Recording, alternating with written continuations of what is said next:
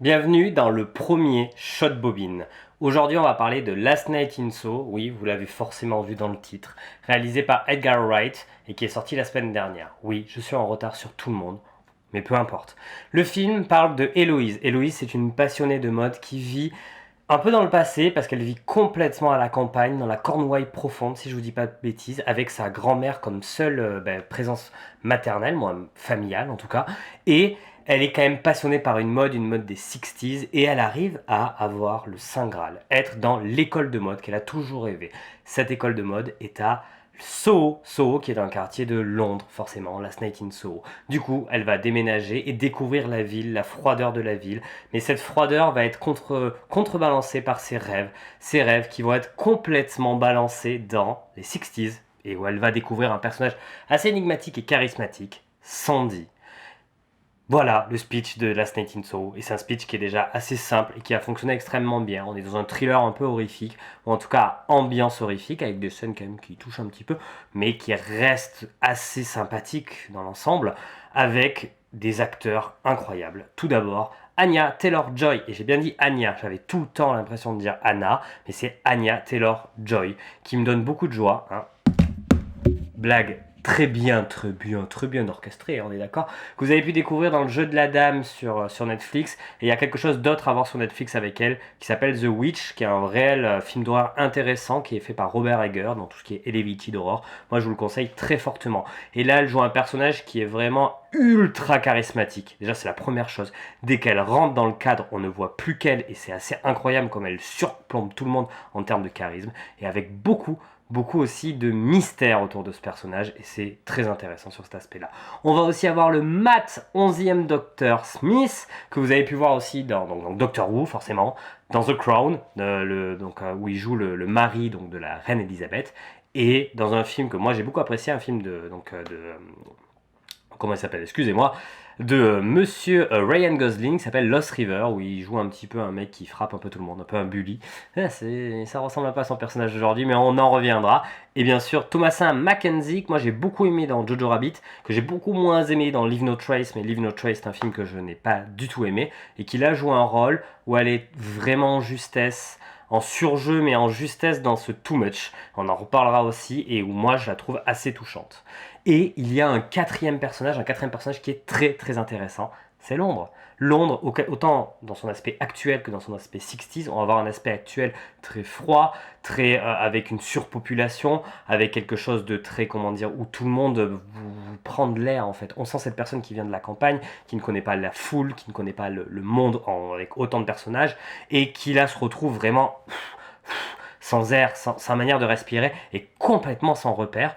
Et on va avoir un Londres des 60s, un Londres rêvé, imaginé par une adolescente, qui est là beaucoup plus coloré, beaucoup plus pop, beaucoup plus dansant, beaucoup plus sympathique, et qui lui semble être vraiment cet endroit mythique qu'elle a toujours recherché, et ce pourquoi elle voulait tant aller à Londres, comme sa mère auparavant, comme sa grand-mère avait pu le faire. Et tout ça n'est pas fait au hasard, et c'est ça qui est intéressant dans le cinéma d'Edgar Wright.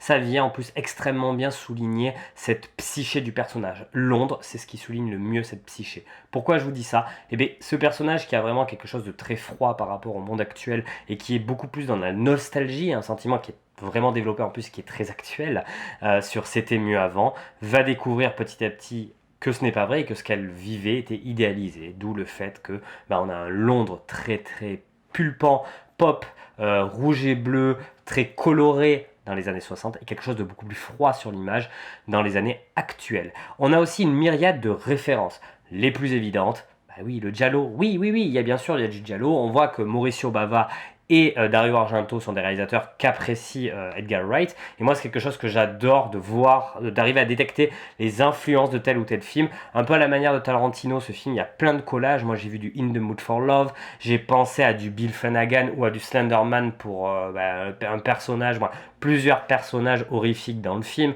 qui sont qui sont peut-être un peu pompés sur Bill Flanagan, mais qui restent quand même assez intéressants. On va aussi voir en dehors de ça l'enfer de Clouseau, ça se voit à 10 000 lieues. On va aussi voir d'autres références Je pense forcément à Night on Elm Street, hein, on a vu là l'idée du speech du film, donc forcément, hein, là on parle de rêve, de rêverie, etc. On est clairement là-dedans, et un petit peu d'ambiance Hitchcockienne, à la frenzy, à la psychose, mais je veux pas trop rentrer dans le spoil, donc je vais pas vous en dire plus, mais il y a beaucoup de choses à se mettre sous la dent, et moi mon petit cœur de cinéphile, bah ça marche toujours sur lui.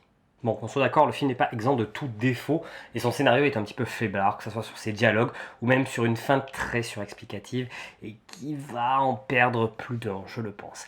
Mais pourtant, je ne trouve pas forcément que ce soit un défaut gravissime. Je m'explique. Le film est très faiblard sur ce qu'il veut vous dire, même si c'est pas totalement vrai, mais on en reviendra dans la zone spoiler. Mais il le fait pour une bonne raison. Il veut vous donner du spectacle. Du spectacle autant visuel que audio. Et ça commence vraiment par des musiques, un traitement de la musique très proche de celui de Baby Driver, si vous avez vu ça. Si vous avez apprécié Baby Driver, foncez. Il n'y a aucun doute que là déjà, au niveau des sonorités, vous allez adorer. Et vous allez avoir des scènes d'une beauté. Donc je vous disais, cet aspect très pop, coloré. On se croirait dans la chambre d'un youtubeur qui balance du bleu, du rouge, du bleu, du rouge, du bleu, du rouge. Et je trouve que c'est beaucoup plus utilisé à l'instar de cette affiche-là que de celle-là qui a été proposée le plus souvent. Pourquoi je dis ça? Celle de droite, que je vous ai montré en deuxième, est quelque chose de très presque vulgaire. Elle n'est pas incroyable comme affiche. On sent quelque chose de très pop qui veut juste vous marquer la rétine. Celle que je vous ai montrée en premier, et elle est beaucoup plus fine. Et c'est tout le temps ça. Cette couleur, cette utilisation des couleurs, du cadre, de la mise en scène est très fine. Et certes, il y a des choses très grandiloquentes. C'est fait aussi pour vous frapper, pour vous montrer un peu cet aspect kitsch des années 60, mais pas que. C'est aussi et surtout pour vous mettre de la finesse et des choses jolies. Et ça, j'ai vraiment apprécié. En plus de ça, bien sûr, on a ces superpositions de plans, ces effets de miroir qui sont vraiment magnifiques tout le long du film. C'est un petit peu ce reflet d'une âme, ce reflet de la vie. Et c'est assez impressionnant de voir ces deux personnages qui se reflètent l'un à l'autre. C'est très beau. Et c'est une merveille visuelle. C'est aussi beau que Annette, si vous avez vu Annette cette année. C'est même peut-être plus beau que Annette. C'est la zone spoiler? Bah attends. Visuellement, c'est très beau, et en plus, c'est très beau, pas pour rien.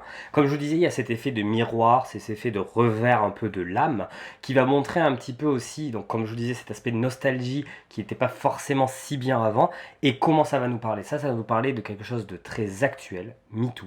Pourquoi je dis ça? Tout simplement parce que ce personnage de Sandy est un vrai rise and fall, and rise and fall, and fall, and fall, c'est-à-dire un personnage qui, on croit, est incroyable de charisme, qui réussit tout, où tout lui arrive comme ça, mais au final, ça tombe. Le plus grand film de Rise and Fall, peut-être pas le plus grand, mais un des plus connus, c'est Scarface. C'est l'idée où ça monte, et ça descend jusqu'à un final que tout le monde connaît, et un mec qui meurt. Là, le personnage ne va pas forcément mourir, bah si, vous le savez, elle meurt à la fin, mais il y a cette idée réelle de montrer l'aspect MeToo, c'est-à-dire que le personnage de Matt Smith, pour moi, c'est une personnification de Harvey Weinstein, de ce qu'il pouvait faire subir aux femmes, c'est-à-dire un personnage très perfide qui disait viens, mais qui derrière lui demandait des sévices sexuels. Alors là, c'est un Harvey Weinstein bien vénère, parce qu'après, lui c'est carrément un Mac, un proxénète, et on va vraiment voir donc le personnage de Sandy tomber avec une des plus belles scènes, cette scène de course-poursuite dans les backstage, après son premier spectacle où elle n'est qu'un faire-valoir sexuel, où on va avoir la drogue, où on va avoir les sévices sexuels, où on va avoir vraiment une plongée dans les enfers, dans les limbes un petit peu de ce monde du show business idéalisé autant par le personnage de Thomasin McKenzie que par celui d'Anya Taylor-Joy, et où elle se retrouve face à leur réalité. Non, ce n'était pas mieux avant, le traitement de la femme n'était pas mieux avant, et la vie n'était pas forcément mieux avant. Le sentiment de nostalgie est un sentiment où on ne se rappelle que des bonnes choses et on efface les mauvaises. Et c'est ce qui arrive extrêmement fréquemment dans beaucoup de choses en fait. Et c'est très intéressant de parler de ça, surtout quand on a en ce moment tout ce qui se passe et tout ce qui a été révélé par l'affaire Weinstein qui sont très intéressants. Après qu'on soit d'accord, le tout est un peu too much. Le film est très too much. Et dans ses effets, dans sa mise en scène, il y a tout. Alors ça va laisser des gens sous le bas-côté en se disant qu'est-ce que c'est que ça? Qu'est-ce que c'est que ces revirements de situation? Bref. Et pourtant, moi je me dis, mais comment on fait pour montrer un Londres des années 60 idéalisé par une adolescente? Comment on peut faire autrement que par du too much, par de la colorisation à mort, par tout ça? Et du coup, je trouve que ça marche très bien. Et ma suspension d'incrédulité n'a jamais été touchée dans ce film-là. J'ai toujours cru à ce que je voyais. Et ça c'est un vrai tour de force qu'il faut mettre à l'aspect du réalisateur, Edgar Wright. Edgar Wright qui, je trouve, après chacun de ses films, rajoute une corde à son arc, et je trouve ça fascinant. On a eu tout d'abord Hot Fuzz qui lui a permis un petit peu cette idée de montrer une ville, de caractériser une ville. On a eu Le Dernier Pavillon à la fin du monde qui a réussi à plus caractériser un endroit précis. On a ces deux choses-là dans le film. On a eu, bien entendu, The Baby Driver avec le traitement du son. Pareil, un super traitement du son, un espèce de film collage, Scott Pilgrim, avec beaucoup de références, alors pas forcément au cinéma, mais à plein de choses. Ben là aussi, on a plein de collages, on a plein de références à plein de monde. Et là, aujourd'hui, nous avons cette superposition, cette envie de montrer qu'il adore le cinéma, qu'il est fou de cinéma, et qu'il va réutiliser encore ses collages et cette colorisation de manière somptueuse. Vous l'avez compris, ce film est un top 5 de mon année. Il va sûrement même peut-être avancer encore tellement il grandit jour après jour dans mon cerveau, dans mon imaginaire, dans tout ça. En plus de ça, il y a une des scènes de danse, il y a 2 scènes de danse dans le film qui sont somptueuses. Celle que vous avez forcément vu le making-of où on voit que peu d'effets visuels, peu d'effets numériques ont été utilisés et qu'en fait c'est vraiment un ballet de danse à la Steadicam où je me demande comment c'est possible qu'ils aient réussi à avoir un rendu aussi incroyable dans le film, où on voit en fait Thomasin McKenzie et Anya Taylor-Joy s'échanger de place l'une après l'autre, et c'est fondamentalement magnifique du début à la fin. Et la deuxième scène de danse où c'est un petit peu cette sensualité qui est recréée, et pourtant avec des couleurs tellement différentes, puisque c'est Thomasin McKenzie cette fois-ci toute seule. Et c'est magnifique de pouvoir avoir 2 scènes quasi identiques au niveau de ce qu'elles veulent donner, en images pures, et pourtant juste par les couleurs, par l'utilisation d'un cadre, c'est totalement différent. Bref, foncez voir Last Night in Soho, c'est un film en plus qui a une petite distribution entre guillemets par rapport à son aura cinéphilique. Foncez voir ça, c'est génial, et puis à dans 2 semaines pour une nouvelle Chat Bobine.